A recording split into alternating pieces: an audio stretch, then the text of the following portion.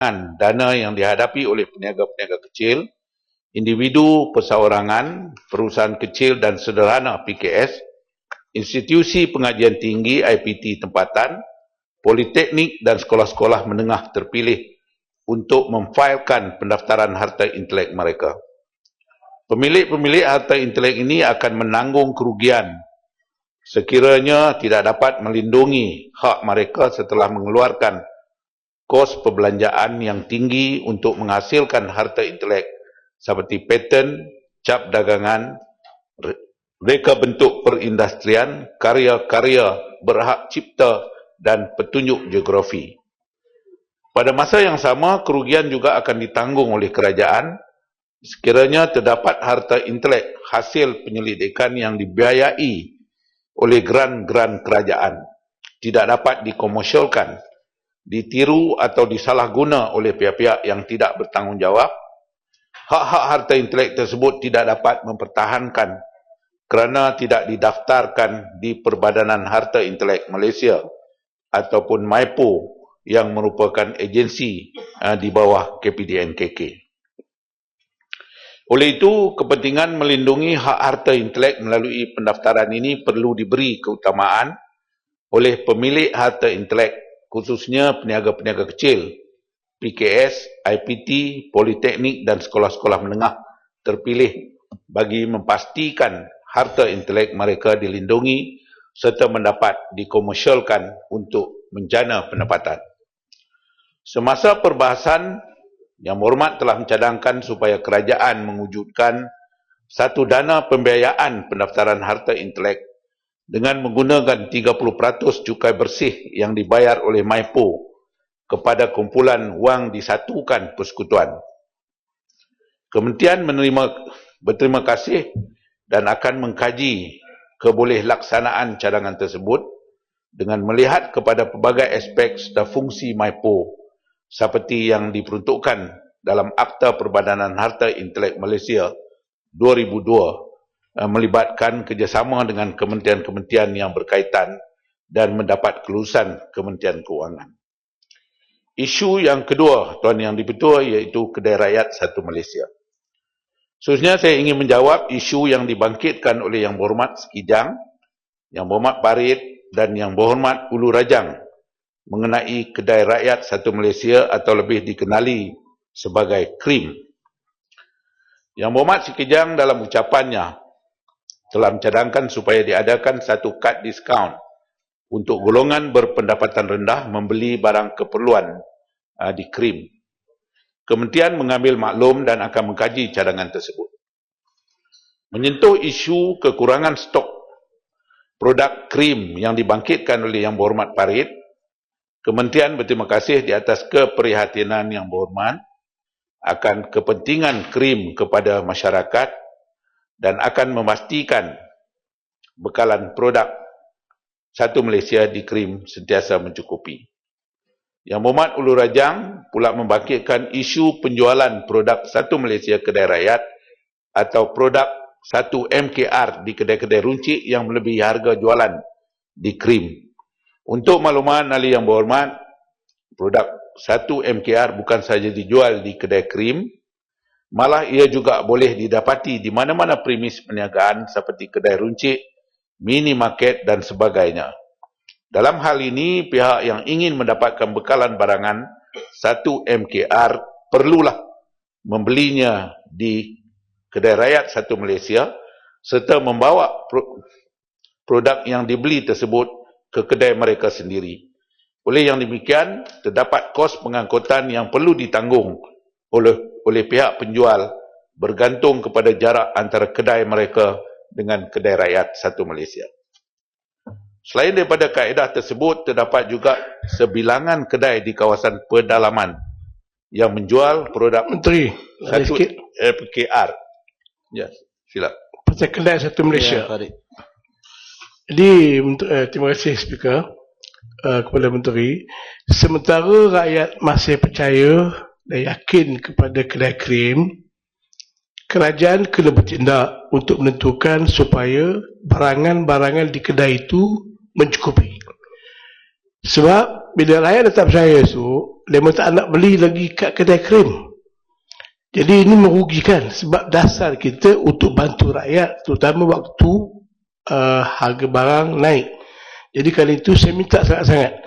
Sebab bila saya cek balik minggu sudah di tempat krim kampung di tempat saya di Parit, masih lagi barang-barang utama macam bawang, cabai, telur dan sebagainya masih kurang lagi.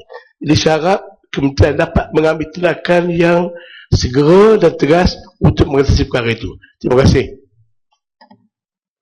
Terima kasih Yang Berhormat. InsyaAllah kita ambil perhatian mengenai apa yang dibawa oleh Yang Berhormat mengenai dengan kekurangan stok di kedai rakyat Satu Malaysia di Parit.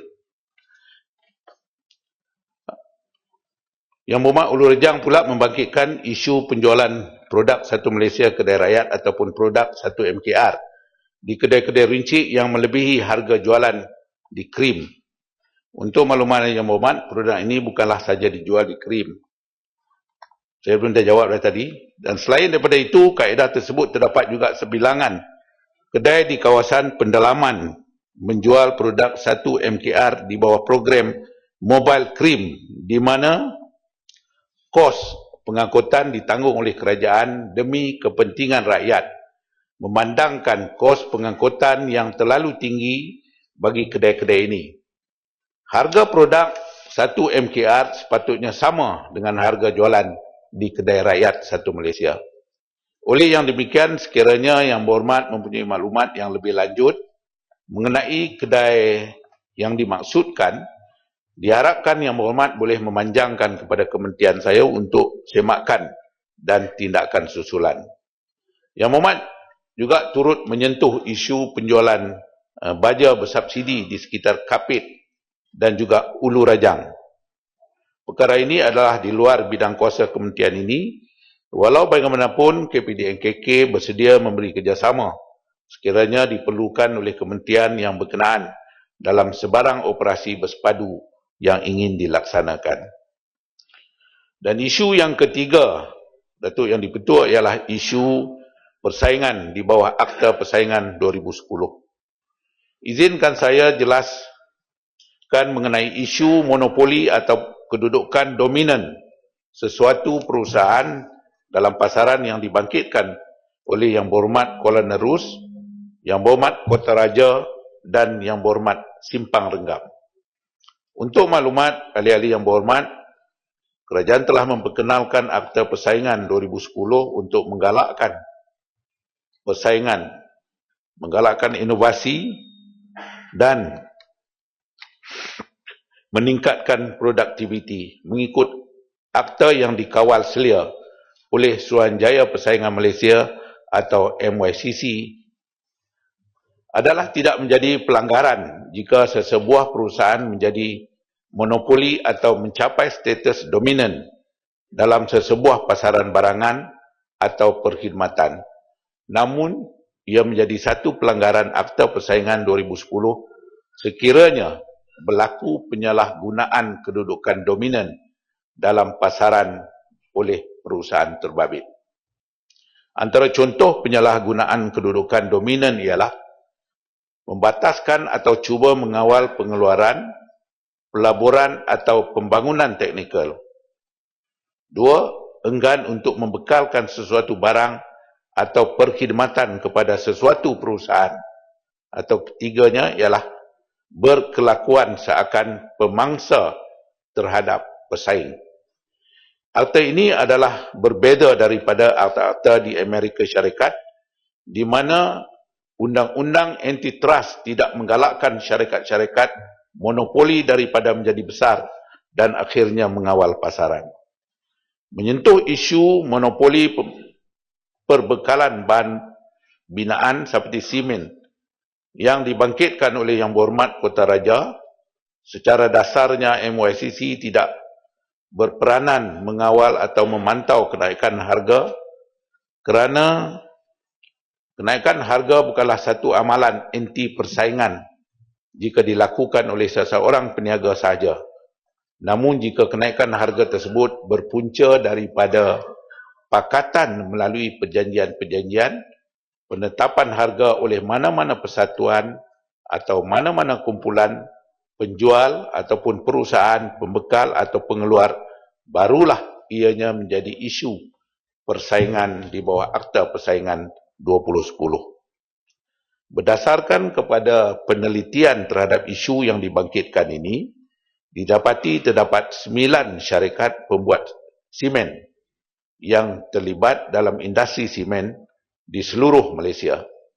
Oleh yang demikian, boleh dikatakan bahawa persaingan dalam pasaran simen di negara ini adalah sihat dan tidak timbul isu monopoli di sini. Datuk Yang di-Pertua, sebelum saya ke isu seterusnya, izinkan saya menjawab isu persaingan yang dibangkitkan oleh Yang Berhormat Simpang Renggam berkaitan pengumuman kenaikan kadar tambang bas sekolah. Pada 21 Oktober 2014 baru-baru ini, Gabungan Persatuan Pengusaha Bas Sekolah Malaysia atau GPBSM telah mengumumkan kenaikan kadar tambang bas sekolah bagi sesi persekolahan 2015 sebanyak 30%.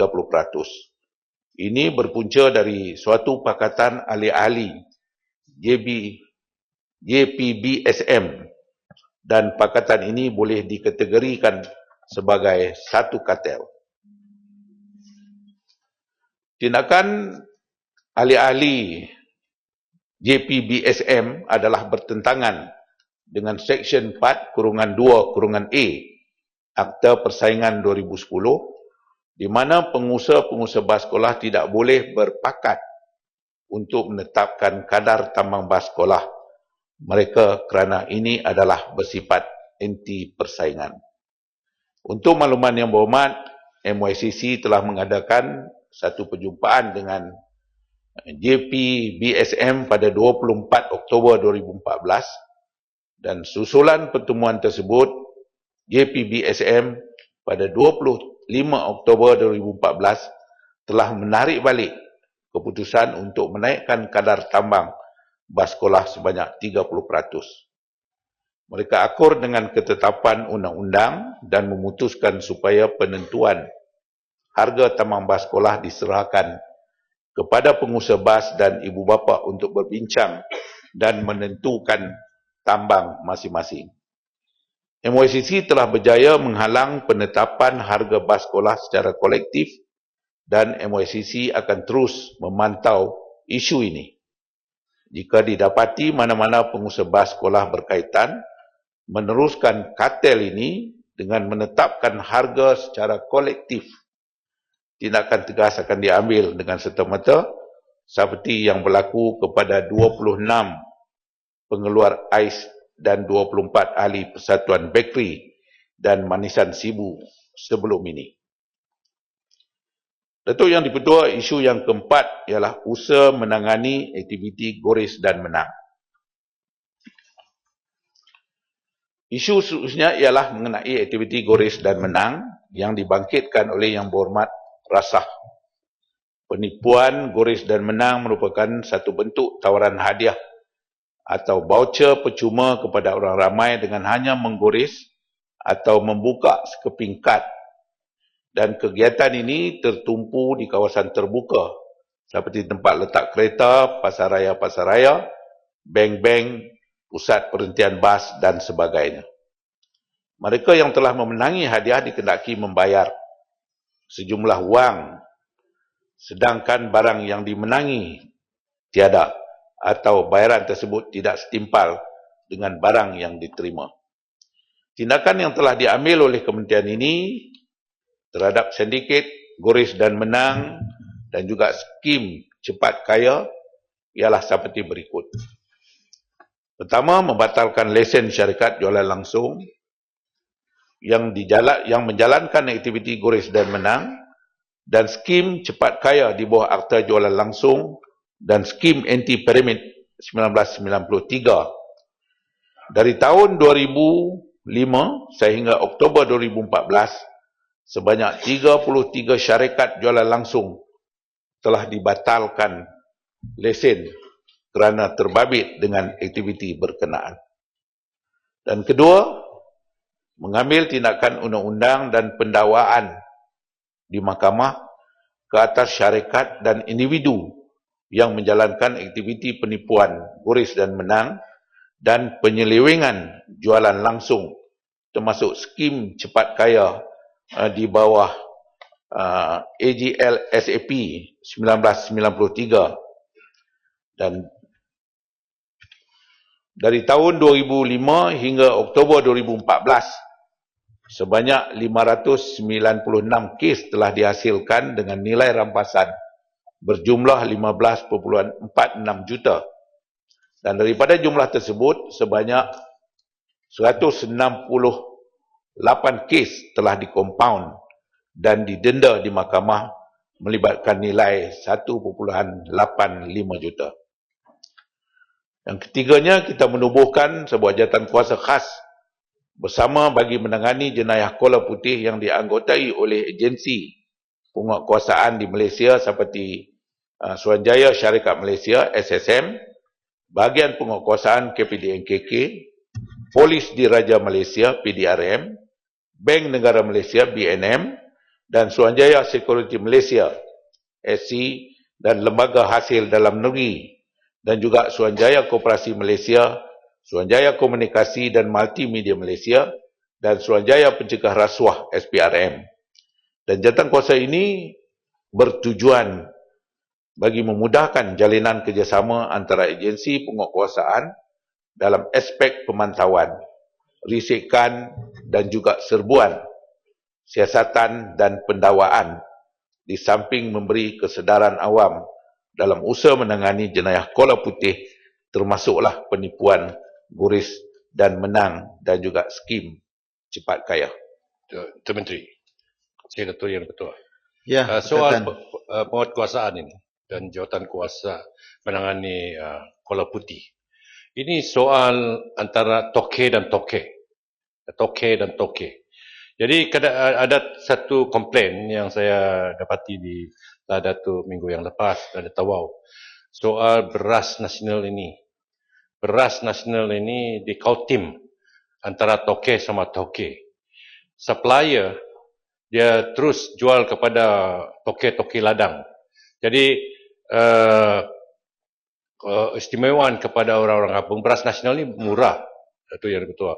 Jadi orang kampung sebenarnya target, sasaran itu untuk orang kampung, orang yang penduduk-penduduk yang berpendapatan rendah, terutama sekali penduduk-penduduk di luar bandar, di kampung. Tetapi semua beras nasional ini di Ladatu dan di Tawau ini dibeli oleh ladang, toki-toki ladang. Jadi habis stok di market-market semua. Jadi bagaimanakah penguatkuasaan yang boleh memantau perkara ini?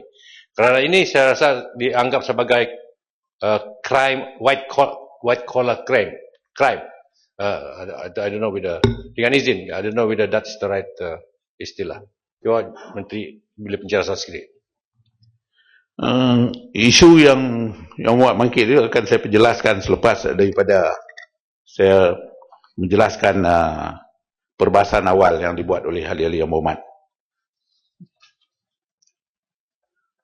Itu yang dipertua yang keempat, pelancaran Ops Guris 2014 yang bermula pada 20 hari bulan Mac 2014 dan berakhir pada 19 September 2014. Bertujuan untuk membenteras aktiviti penipuan guris dan menang dengan lebih berkesan. Plan tindakan membenteras aktiviti penipuan guris dan menang yang dilancarkan telah menggariskan langkah-langkah yang perlu dilaksanakan bagi membenteras aktiviti penipuan guris dan menang di seluruh negara. Dan sepanjang ops tersebut, sebanyak 42 kertas siasatan telah dibuka di bawah Akta Jualan Langsung dan Skim Anti-Pyramid 1993 dan Akta Perihal Dagangan 2011 dengan nilai rampasan berjumlah RM473,931 dan manakala sebanyak 13 orang telah ditangkap untuk dihadapkan ke mahkamah. Pemantauan secara berterusan terhadap skim-skim pelaburan yang ditawarkan kepada orang ramai yang dibuat melalui media massa, internet, iklan dan sebagainya. Yang keenam, kita juga menjalankan program-program kesedaran pengguna berkaitan aktiviti penipuan, guris dan menang, dan skim cepat kaya seperti ceramah, kepenggunaan dan penerbitan drama bertajuk Langsat dan Buka Mata. Datuk Yang di-Pertua, isu yang kelima iaitu integriti pegawai penguatkuasaan KPDNKK. Menyentuh isu integriti pegawai penguatkuasa KPDNKK seperti yang dibangkitkan oleh Yang Berhormat Tanah Merah. KPDNKK sentiasa memandang serius isu ini dan Yang Berhormat Menteri sudah sendiri telah nyatakan bahawa kementerian tidak akan berkompromi dengan mana-mana pegawai yang terlibat dengan salah laku yang mencemarkan keyakinan rakyat terhadap penjawat awam. Antara tindakan yang dilaksanakan ialah membuat pusingan kerja melalui pertukaran pegawai-pegawai dengan lebih kerap, menerapkan nilai-nilai murni dan integriti melalui perhimpunan mingguan dan bulanan, melaksanakan aku janji integriti serta program latihan pegawai penguatkuasa.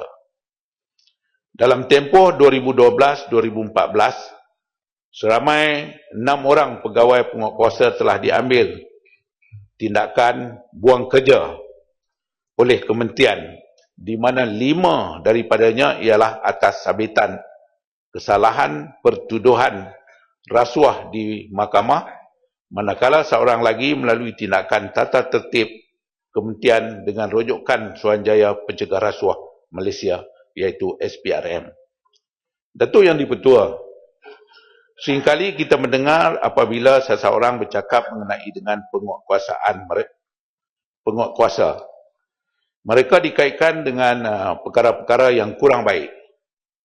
Jarang sekali kita mendengar kata-kata pujian diberikan kepada pegawai-pegawai ini, mungkin kerana masyarakat tidak tahu dan mungkin tidak sedar atau tidak peduli akan pencapaian yang telah mereka perolehi.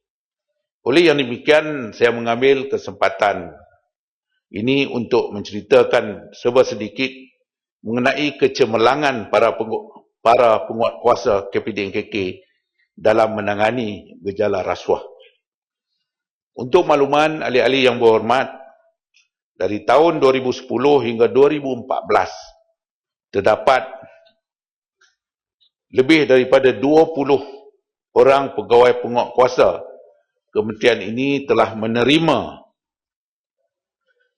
penganugerahan sijil atau surat penghargaan daripada pihak SPRM.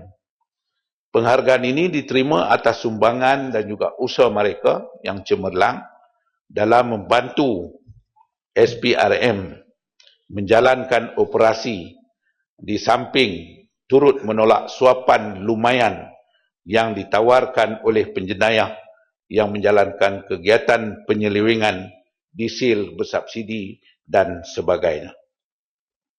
Ini terbukti apabila baru-baru ini di media memaparkan satu berita di mana Hakim Mahkamah Session khas Rasuah Seremban telah menjatuhkan hukuman penjara selama 3 tahun dan denda sebanyak RM50,000 kepada tertuduh yang didapati bersalah memberi suapan berupa wang tunai bernilai RM10,000 kepada pembantu penguatkuasa Muhammad Farouk bin Abdul Wahab yang bertugas di KPDNKK Cawangan Sepang pada 11 Mac 2013.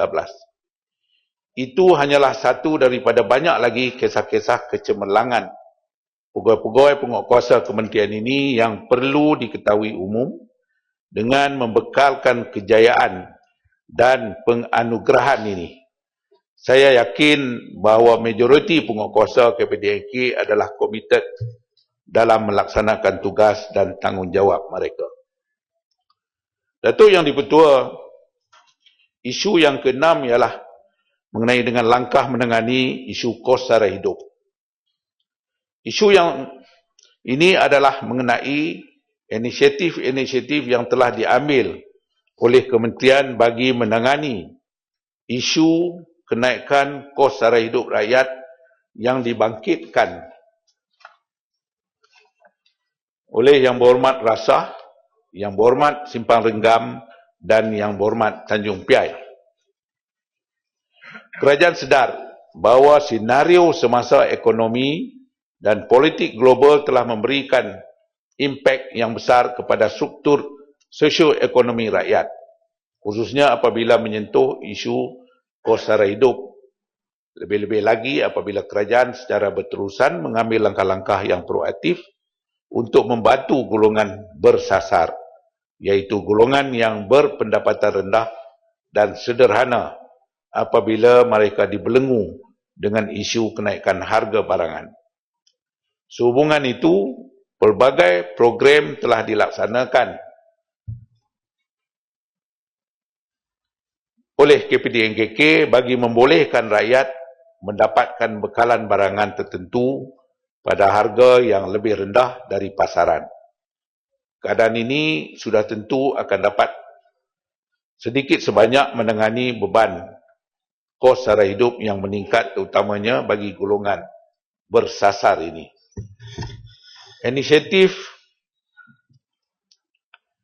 yang dilaksanakan oleh KPD-NK merangkumi kategori keperluan asas seperti makanan, minuman, pakaian, tekstil, kacamata serta insentif diskaun kepada para siswa di institusi pengajian tinggi, awam dan swasta seluruh negara bagi meringankan perbelanjaan mereka. Ini diterjemahkan melalui 5 program yang telah mendapat sambutan yang memberangsangkan daripada rakyat, iaitu Kedai Rakyat Satu Malaysia, Menu Rakyat Satu Malaysia, Kedai Kain Rakyat Satu Malaysia, Kedai Optikal Rakyat Satu Malaysia, dan kad diskaun siswa Satu Malaysia. Selain itu, melalui jawatankuasa khas menangani kos sara hidup rakyat yang dipengusikan oleh Yang Berhormat Timbalan Perdana Menteri, peruntukan sebanyak 120 juta disalurkan kepada Kementerian Pertanian dan Industri Asas Tani bagi memastikan bukan saja jaminan, bekalan dan pengedaran agro makanan negara untuk komoditi terpilih yang lebih efisien, malah pengguna diperkasakan menerusi pelbagai kempen kepenggunaan yang telah dan akan dirancangkan. Kerjasama juga dibentuk bersama pertubuhan-pertubuhan bukan kerajaan atau NGO pengguna dalam usaha menyebar luas kependidikan pengguna dalam menangani isu kos sara hidup.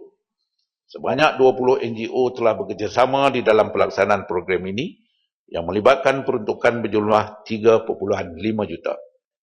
Hasil pelaksanaan sepanjang bulan Februari hingga April 2014, sebanyak 347 siri program ceramah kepenggunaan telah dilaksanakan di seluruh negara. Selain siri ceramah, sebanyak 81 artikel berkaitan menangani kos sara hidup telah disiarkan di akhbar tempatan. 70 hebahan melalui media baru, di samping pembikinan 14 siri drama pendek yang membawa isu kepenggunaan semasa. Pada tahun ini, Kementerian juga telah melaksanakan kempen penurunan harga dan anugerah kedai harga patut dalam usaha untuk menggalakkan penglibatan para peniaga, menawarkan barangan kepada harga yang berpatutan, dan pada masa yang sama Kementerian juga meneruskan pelaksanaan program penyeragaman harga yang akan saya sentuh dengan terperinci sebentar lagi. Itu yang kedua, isu yang ketujuh, iaitu penyeragaman harga barangan di antara Semenanjung, Sabah dan Sarawak. Yang Berhormat Kota Kinabalu, Yang Berhormat Batu Sapi, Yang Berhormat Tuaran, Yang Berhormat Limbang dan Yang Berhormat Penawit dalam ucapan mereka ada membangkitkan isu penyeragaman harga di Sabah dan Sarawak. Untuk makluman ahli-ahli yang berhormat, Kementerian sejak tahun 2009 telah melaksanakan program pengedaran barang perlu bertujuan untuk menyeragamkan harga barangan keperluan pengguna, terutama di kawasan pendalaman di Semenanjung, Sabah, Sarawak dan Labuan. Melalui program ini, kerajaan sedaya upaya berusaha untuk memastikan harga barangan keperluan dapat dijual pada harga kawalan kerajaan, menerusi pemberian subsidi pengangkutan kepada pemborong serta pengedar.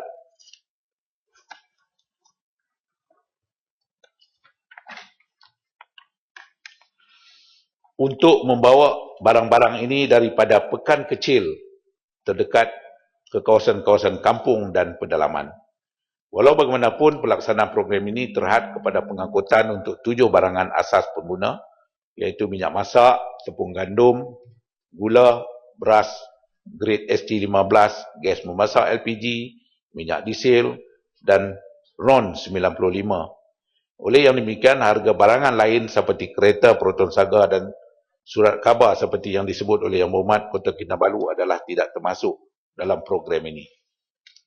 Selain daripada itu, bagi memberi lebih pilihan kepada rakyat di Sabah dan Sarawak dan juga Labuan, Kementerian juga telah melaksanakan program Mobile Cream bagi membawa produk-produk krim Koop 1 Malaysia dan Agromas daripada Semenanjung terus ke pelabuhan-pelabuhan serta distribution center dengan izin di bandar-bandar utama di Sabah, Sarawak dan juga Labuan. Menerusi program ini, kerajaan menanggung sepenuhnya kos pengangkutan kontena daripada Pelabuhan Kelang ke pusat-pusat pengedaran di negeri-negeri tersebut. Berkenaan dengan Yang Berhormat Limbang untuk memperbanyakkan lagi kedai Borneo Mart sebagai pelengkap kepada krim terutamanya di kawasan luar bandar, sememangnya pihak kementerian sedang giat mewujudkan lebih banyak kedai-kedai berkonsepkan Borneo Mart ini dengan sasaran untuk membuka lebih daripada 40 buah kedai menjelang akhir tahun ini di Sabah dan juga di Sarawak. Untuk makluman Ahli Yang Berhormat, sehingga kini sebanyak 7 buah Borneo Mart telah beroperasi, iaitu 4 di Sarawak dan 3 di Sabah. Dan kementerian mengunjurkan sebanyak 51 Borneo Mart akan diwujudkan di Sabah, Sarawak dan Labuan pada tahun ini dan juga tahun hadapan. Datuk Yang Dipertua Yang Berhormat Sandakan telah membangkitkan isu perintah pengecualian blok ataupun Block Exemption Order BEO dengan izin yang dikaitkan dengan dasar kabotaj sebagai salah satu punca berlakunya ketidakseragaman harga barang di Sabah berbanding di Semenanjung. Saya tidak berhasrat untuk mengulas mengenai dengan dasar kabotaj kerana dasar tersebut adalah di luar bidang kuasa kementerian ini. Sebaliknya, saya ingin menjelaskan mengenai perintah pengecualian blok. Kenawit.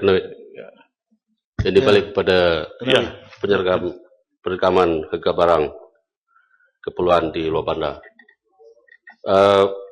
Yang menjadi masalah Timbalan Menteri kuasaan pendalaman ini, kontraktor yang diberi tugas untuk menghantar barang-barang keperluan seperti yang disebut tadi, kebanyakannya bukan orang tempatan.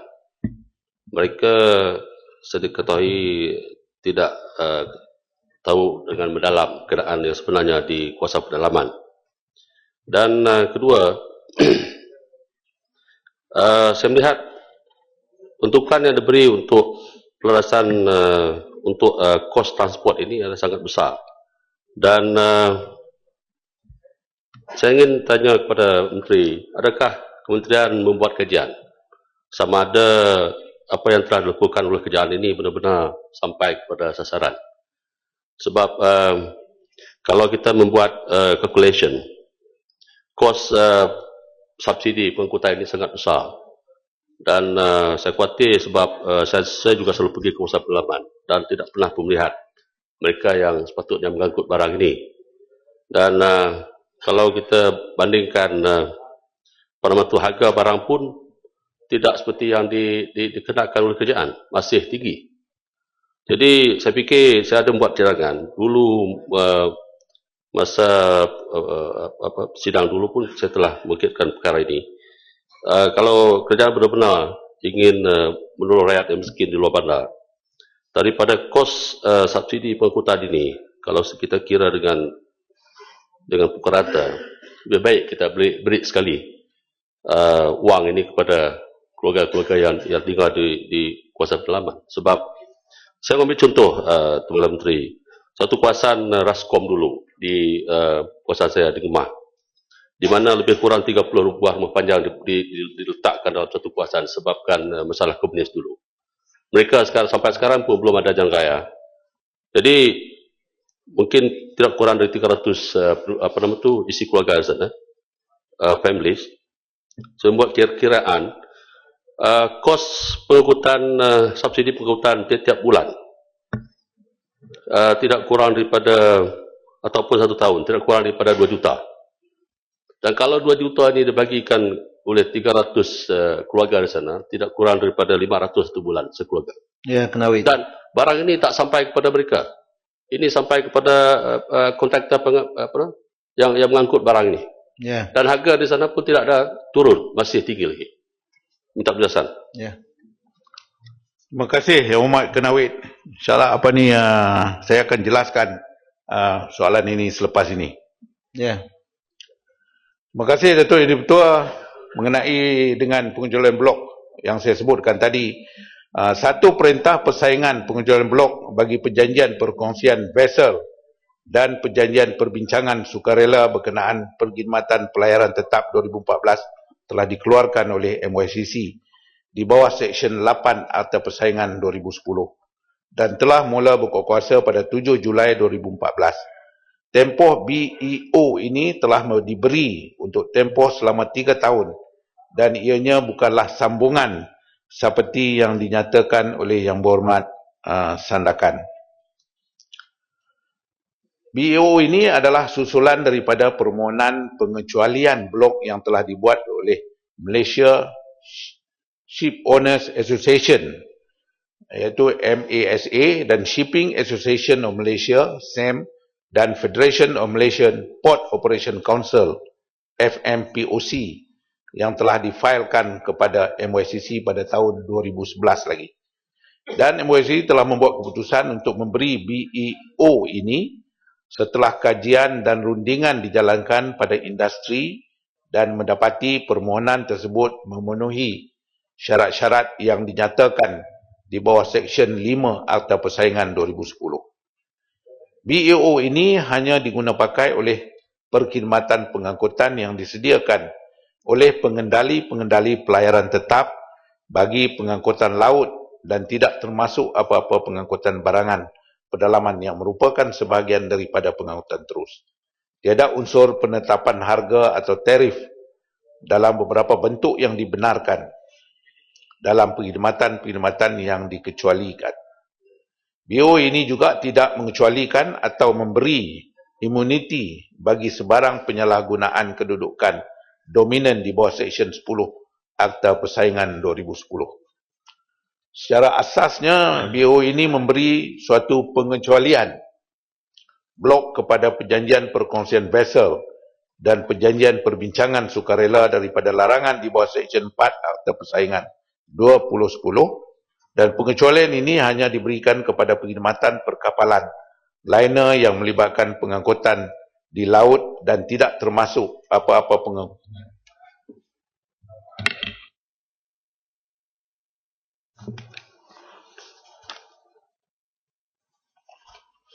Operator yang menyediakan perkhidmatan ini berhubung kait dengan operator perkapalan liner atau tidak.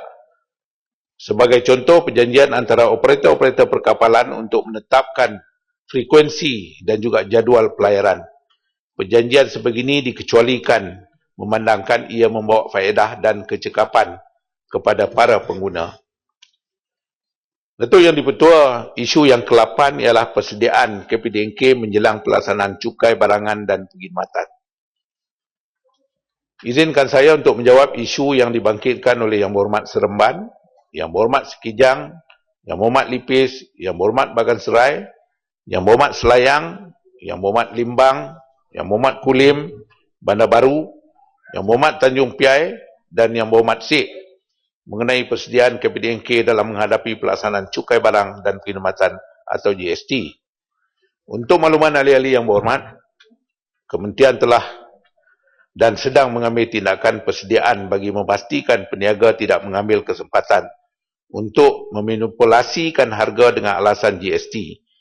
Dalam hal ini, sebarang perubahan harga berlaku hendaklah sejajar dengan perubahan kadar cukai GST. Oleh yang demikian, para pengguna akan dapat menikmati faedah penyematan ekoran daripada pengurangan kadar cukai yang dikenakan.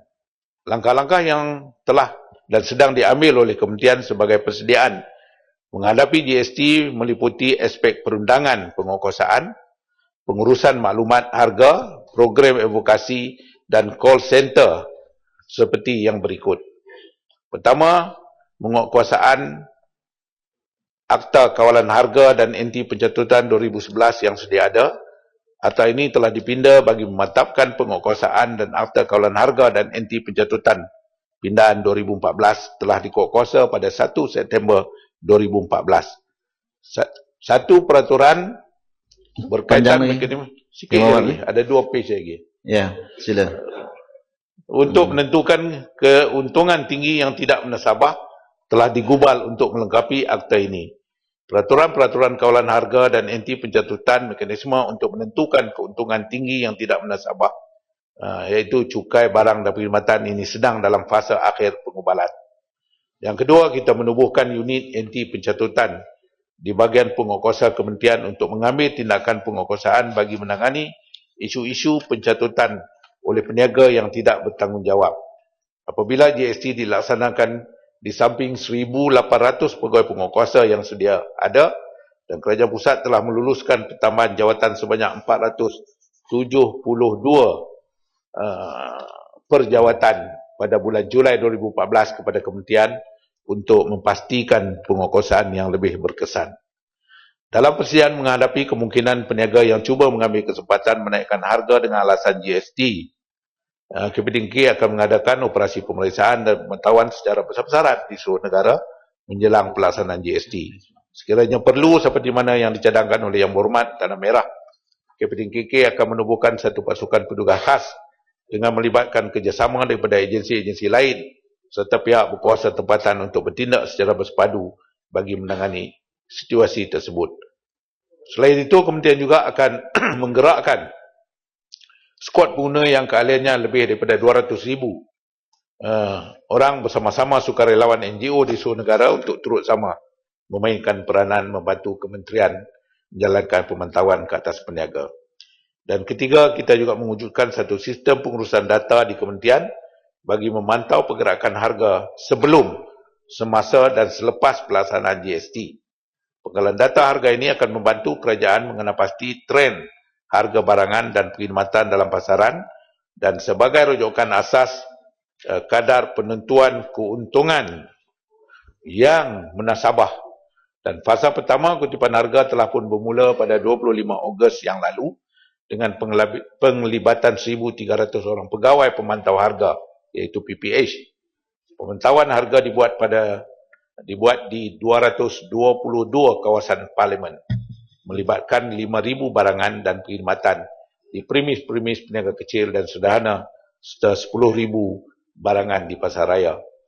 Yang keempat, melaksanakan sebanyak 254 program advokasi dengan kerjasama Jabatan Kastam, Jabatan Perkhidmatan Awam dan Kementerian Kewangan kepada peniaga-peniaga dan juga pengguna untuk meningkatkan kesedaran kefahaman mengenai dengan GST. Ya. Penambahbaikan perkhidmatan dan sistem pengurusan. Datuk Yang di-Pertua mengenai isu kenaikan harga, yang ni ada juga mengkip mengenai dengan Melo, yang ni Yang Berhormat Menteri dah jawab. Ya. Yang Berhormat Kuching telah membangkitkan isu kenaikan bayaran tempat letak kenderaan di bangunan Urban Transformation Center, iaitu UTC di Kuching, Sarawak. Untuk makluman Yang Berhormat, kadar tempat letak kenderaan adalah tidak tertaluk kepada kawalan kerajaan, sebaliknya ditentukan oleh operator pengendali tempat letak tersebut. Isu ini ialah sara urus harta sendiri berhad. Isu yang terakhir, Yang Berhormat, minta penjelasan. Ya, saya rasa itu tak berapa bertanggungjawablah tentang jawapan sebegitu. Kerana peniaga-peniaga yang jual barangan mereka juga mereka adalah operator sendiri, tapi kerajaan boleh ambil tindakan sekiranya mereka ambil kesempatan untuk menaikkan harga barangan mereka pada masa ini. Kenapa urus niaga itu tempat letak kereta, operator tempat letak kereta itu kerajaan tak mau ambil tindakan ke atas mereka? Adakah kerana ia adalah satu agensi kerajaan negeri Sarawak, oleh itu kementerian tak mau mengambil tindakan atas mereka yang menaikkan harga tempat letak kereta 100%? Ya, bolehkah Yang Berhormat memberi penjelasan? Terima kasih Yang Hormat Kuching. Kita pegawai daripada Sarawak telah berjumpa dengan pihak pengurusan parkir bagi mendapatkan penjelasan di mana syarikat memaklumkan bahawa perubahan bayaran parkir ini dibuat di atas keperluan perniagaan seperti kos ialah penyelenggaraan, upah pekerja, lain-lain bagi memberi perkhidmatan yang selesa dan terbaik kepada pengguna di UTC. Itu alasan yang diberi. Adakah kementerian terima itu alasan? Ya, kalau ini alasan boleh diterima, semua peniaga pun boleh beri alasan sebegitu. Kos sarah itu mereka naik, kos perbelanjaan mereka naik, oleh itu mereka nak naikkan harga barangan mereka. Adakah kementerian terima alasan begitu sebagai alasan yang untuk menaikkan harga? Kita terima oleh kerana kita nak supaya perkhidmatan yang baik, selesa diberi kepada pengguna-pengguna di situ. Jadi sebab itu kita dapat maklumat daripada pihak Sara urus harta senia berat ini mengenai dengan kenaikan. Itu jawapan yang diberi oleh mereka, penjelasan yang diberi oleh mereka, kerana untuk bukan kerana keperluan perniagaan tetapi kerana nak menampung kos penyelenggaraan, upah pekerja dan sebagainya. Betul isu yang ke-9 mengenai dengan rasionalisasi subsidi petrol. Sebagai penutup, izinkan saya untuk menjelaskan sedikit mengenai dengan isu rasionalisasi subsidi petrol yang banyak dibangkitkan oleh ahli-ahli yang berhormat semasa perbahasan Undang-Undang Pembekalan 2015. Seperti umat sedia maklum, kerajaan komited untuk melaksanakan rasionalisasi subsidi termasuk melalui mekanisme baru subsidi bersasar bagi meningkatkan kecekapan perbelanjaan dan pengagihan sumber kewangan kerajaan. Langkah ini seterusnya dilihat dapat membantu mengukuhkan kedudukan kewangan dan memastikan sasaran defisit fiskal kepada paras 3.5% kepada keluaran dalam negara kasar KDNK pada tahun ini dan 3% pada 2015 tercapai. Dan pada masa kini, Kementerian Keuangan, MOF, Unit Perancang Ekonomi, EPU, Kementerian Perdagangan Dalam Negeri, Koperasi dan Kepenggunaan, serta agensi dan jabatan kerajaan berkaitan masih lagi mengkaji secara menyeluruh spesifikasi terbaik mekanisme baru subsidi bersasar dengan mengambil kira kumpulan sasar yang layak, kenaikan kos sara hidup dan impak terhadap kedudukan fiskal negara bagi memastikan pelaksanaan mekanisme baru subsidi bersasar hanya memberi kesan yang minimum dan tidak membebankan rakyat, terutamanya golongan yang pendapatan rendah, serta tidak menjejaskan kedudukan kewangan dan pertumbuhan ekonomi negara. Kerajaan dan kerajaan akan mengumumkan kriteria terperinci mekanisme ini setelah kajian selesai dan dimuktamadkan. Ada dua saja Yang Hormat Datuk Speaker untuk jawapan kepada putatan tadi mengenai dengan taukil ladang beli beras dan sebagainya. Isu kawalan ke atas pengeluaran beras ini adalah di bawah bidang kuasa Kementerian Pertanian dan Industri Asas Tani. Dan daripada Kanawit transport yang diberi tugas untuk melaksanakan program, untuk maklumat Yang Hormat, transporter yang dipilih perlu memenuhi beberapa kriteria untuk melaksanakan program penyeragaman harga. Seperti transporter perlu mahir dengan selok-belok kawasan pengedaran, Dan kedua, transporter juga perlu mempunyai kemudahan logistik. Dan ketiga, transporter juga perlu mengenal pasti peruncit sedia ada di kawasan pendalaman. Dan mengenai kos untuk program ini, cadangan Yang Hormat supaya kerajaan memberikan wang tunai kepada penduduk bagi menggantikan program ini akan dikaji sekiranya bersesuaian akan dilaksanakan. Ya, Menteri. Yang Hormat, Datuk Yang di-Pertua, akhir kata saya sekali lagi mengambil kesempatan ini untuk mengucapkan ribuan terima kasih kepada ahli-ahli yang berhormat yang telah mengambil bahagian dalam perbahasan pada kali ini, dan saya percaya pandangan dan cadangan ahli-ahli yang berhormat dapat membantu memperkukuhkan lagi polisi dan juga tanggungjawab yang diamanahkan kepada kementerian ini, iaitu Kabinet KK, untuk dilaksanakan. Terima kasih Datuk Yang di-Pertua. Ya, terima kasih Menteri. Pada